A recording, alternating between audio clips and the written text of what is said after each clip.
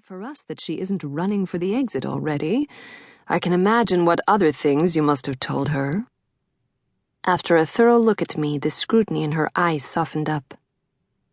Tell me, dear, how has it been so far? We started chatting about the trip from Bulgaria and my first impressions of life on campus. Wiley had excused himself to take a phone call. Try not to be intimidated by Nate. His sense of humor is peculiar, but also quite refreshing once you get used to it. It doesn't bother me. Good. That's the one ally you can't afford to lose. Because he is my advisor? That too, but he also happens to be department chair, which means he can align things for you so long as... The rest was lost. Wiley had come back, and his face promised nothing but bad news. They've postponed the Paderewski concert. Moravets is ill. Francis needs to fill the gap right away and asked for the usual, a showcase of students across the department.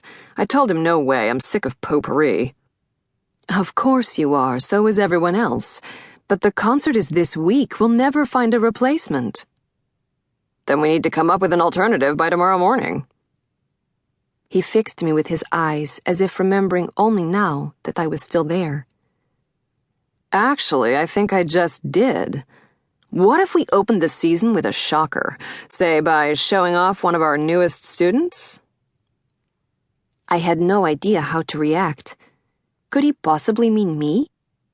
There had been a mention in a handout somewhere about Princeton's Paderewski Memorial Concert, an annual affair honoring the Polish pianist and politician.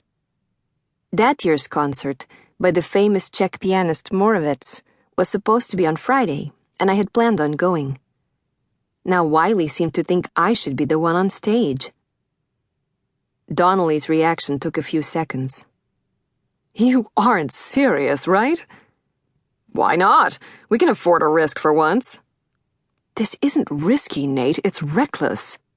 Thea is only a freshman. We can't put her through a solo recital yet.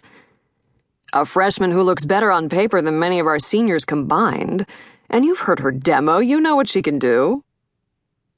The demo was a recording I had submitted as part of my college application. It was never meant to outlive the admission process.